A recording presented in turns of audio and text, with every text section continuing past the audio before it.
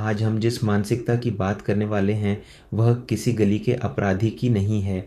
यह बात है जेफरी एप्स्टीन की। एक ऐसा इंसान जिसे समाज ने पढ़ा लिखा माना, काबिल माना और सफल माना। उसने गणित और विज्ञान जैसे विषयों में पढ़ाई की। उसे तेज दिमाग वाला माना गया। कम उम्र में उसे प्रतिष्ठित शैक्षणिक संस्थानों में पढ़ाने का अवसर मिला। बाद में वह फाइनेंस की दुनिया में गया, जहां निवेश, रणनीति और नेटवर्क के जरिए उसने बहुत धन और प्रभाव हासिल किया। उसके संपर्क उच्च सामाजिक वर्गों तक फैले हुए थे, राजनीति, व्यापार और शिक्षा की दुनिया तक।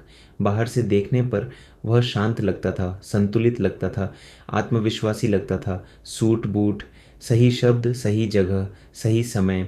और यहीं से एक बुनियादी सवाल पैदा होता है, अगर कोई इंसान इतना पढ़ा लिखा हो, इतना सक्षम हो, इतना सभ्य दिखता हो, तो फिर वह मानसिक रूप से इतना अमानवीय कैसे हो सकता है? यहीं पर कहानी खत्म नहीं होती। यहीं से मनोविज्ञान शुरू होता है। हमारे दिमाग में एक पुराना भ्रम बैठा हुआ है।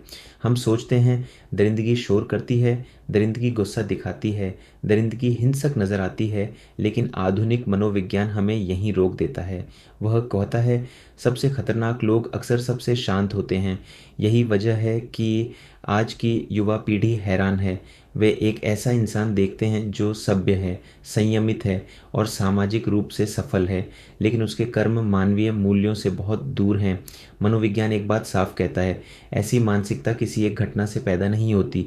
यह एक धीमी प्रक्रिया होती है, एक मानसिक रास्ता जिस पर इंसान धीरे धीरे चलता है। इस रास्ते पर कोई चेतावनी नहीं होती, सब कुछ सामान्य लगता है। यही इसे खतरनाक बनाता है।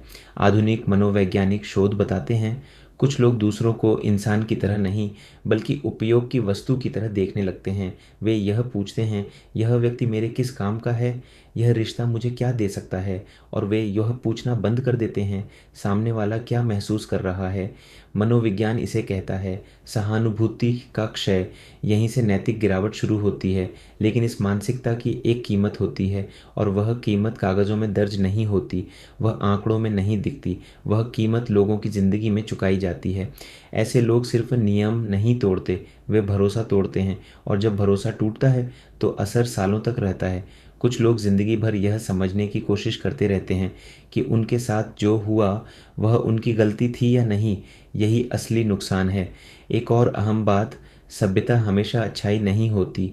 कई बार सभ्यता एक ढाल बन जाती है।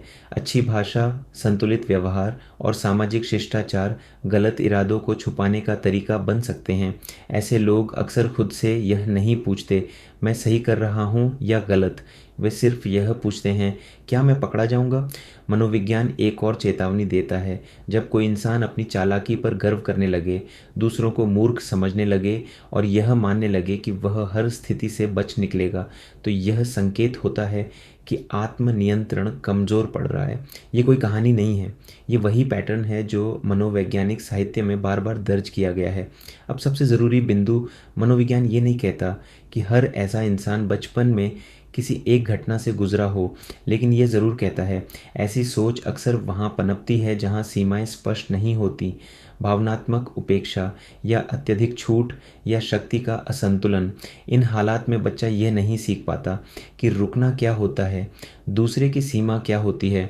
अगर समय रहते सही मार्गदर्शन और सही रोक मिल जाए तो भविष्य की दिशा बदली जा सकती है। यह नैतिक भाषण नहीं है, यह मनोवैज्ञानिक अवलोकन है। एक और सवाल जिसे अक्सर नज़रअंदाज कर दिया जाता है, इतनी देर तक यह सब चलता कैसे रहा? इसका जवाब सिर्फ एक इंसान में नहीं है, यह उन लोगों में भी है जो जानते थे या कम से कम जान सकते थे लेकिन चुप रहे। कभी सुविधा की वजह से, कभी डर की वजह से और कभी फ़ायदे की वजह से। मनोविज्ञान कहता है जब गलत को बार बार अनदेखा किया जाए तो वह सामान्य लगने लगता है, और यही सबसे खतरनाक मोड़ होता है। समाज यहाँ अक्सर चूक जाता है क्योंकि पैसा, दर्जा और नेटवर्क चरित्र के ऊपर पर्दा डाल देते हैं, और समाज मान लेता है अगर यह इतना आगे पहुंचा है तो यह गलत कैसे हो सकता है। यहीं पर व्यक्तिगत मानसिकता सिस्टम की सुरक्षा में आ जाती है। ये बात किसी एक इंसान को जज करने के लिए नहीं है, यह उस मानसिक रास्ते को समझने के लिए है जिस पर कोई भी इंसान अगर आत्मनिरीक्षण न करे तो फिसल सकता है। अगर कोई युवा यह सुनते हुए अपने अंदर झांकता है और खुद से पूछता है क्या मैं भी लोगों को सिर्फ उपयोग से देख रहा हूँ, क्या मुझे अपनी चालाकी पर ज़रूरत से ज़्यादा गर्व होने लगा है? क्या मैं सहानुभूति को कमज़ोरी समझने लगा हूँ? तो यही इस पूरी बात का उद्देश्य है। अंत में कोई आरोप नहीं, कोई डर नहीं, सिर्फ एक समझ। दरिंदगी कोई पोशाक नहीं होती, वह एक मानसिक प्रक्रिया होती है, और हर प्रक्रिया अगर समय रहते पहचानी जाए तो बदली जा सकती है। यही मनोविज्ञान का निष्कर्ष है। अब ज़रा रुक कर सोचिए, पूरा इंटरनेट आज एक ही नाम से भरा हुआ है, खबरें, वीडियो, रिपोर्ट और बहसें। अगर इस इंसान ने अपनी ज़िंदगी में अच्छे काम किए होते तो शायद दुनिया इसे सम्मान के साथ याद करती, लेकिन क्योंकि इसने दुनिया को दर्द दिया, डर दिया और सबसे खतरनाक भरोसा तोड़ा, इसीलिए मरने के बाद भी यह सुकून से याद नहीं किया जा रहा। यह एक बहुत गहरी सच्चाई है। हर अपराधी अपने अंदर एक ही भ्रम पालता है, मैं कभी पकड़ा नहीं जाऊंगा। अब ज़रा रुक कर सोचिए, पूरा इंटरनेट आज एक ही नाम से भरा हुआ है, खबरें, वीडियो, रिपोर्ट और अंतहीन बहसें। लेकिन यह शोर सिर्फ किसी एक इंसान की कहानी नहीं है, यह उस सिस्टम की कहानी भी है जो देर तक खामोश रहा। अगर इस इंसान ने अपनी ज़िंदगी में सच में अच्छे काम किए होते, अगर उसकी पहचान सम्मान, सुरक्षा और जिम्मेदारी से बनी होती, तो शायद दुनिया आज इसे अलग नज़र से याद करती। लेकिन क्योंकि इसने दुनिया को दर्द दिया, डर दिया और सबसे खतरनाक भरोसा तोड़ा, इसीलिए मरने के बाद भी यह सुकून से याद नहीं किया जा रहा। मनोविज्ञान कहता है, जब कोई इंसान बार बार सीमा लांघता है और हर बार बच निकलता है, तो उसका दिमाग खतरे को हल्के में लेने लगता है। उसे लगने लगता है, मैं अछूता हूँ। यहीं से एक घातक भ्रम जन्म लेता है। हर अपराधी अपने भीतर एक जैसी सोच पालता है, मैं कभी पकड़ा नहीं जाऊँगा, मैं सबसे चालाक हूँ, मेरे पास ताकत है, पैसा है और सिस्टम है। लेकिन मनोविज्ञान यह भी कहता है, समय सबसे धैर्यवान गवाह होता है। वह तुरंत कुछ नहीं करता, लेकिन सब कुछ याद रखता है। आज देखिए, यह इंसान खुद तो बदनाम हो ही रहा है, उसके आसपास खड़े लोग भी धीरे धीरे सवालों के घेरे में आ रहे हैं।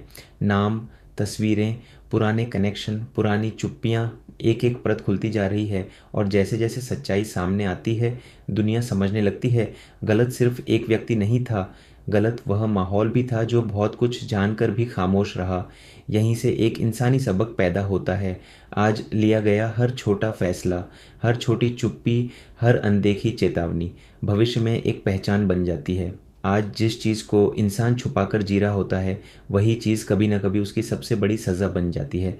मनोविज्ञान हमें यह सिखाता है, इंसान अपने कर्मों से भाग नहीं सकता, वह बस उन्हें कुछ समय के लिए टाल सकता है। और जब समय आता है तो इतिहास न चेहरे देखता है, न पद, न सूट बूट, वह सिर्फ कर्म देखता है। शायद यही वजह है कि आज यह कहानी पूरी दुनिया सुन रही है, ताकि कोई और इंसान यह न सोचे कि गलत रास्ता हमेशा छुपा रह जाएगा, क्योंकि आखिर में इंसान अपनी ज़िंदगी से नहीं, अपनी याद से पहचाना जाता है। अगर आपको यह वीडियो जानकारीपूर्ण लगा हो तो लाइक करें, कमेंट में अपनी राय लिखें, शेयर करें ताकि यह औरों तक भी पहुंचे। और ऐसी ही जानकारी के लिए YouTube पर वर्ड फोरम चैनल को सब्सक्राइब जरूर करें। धन्यवाद।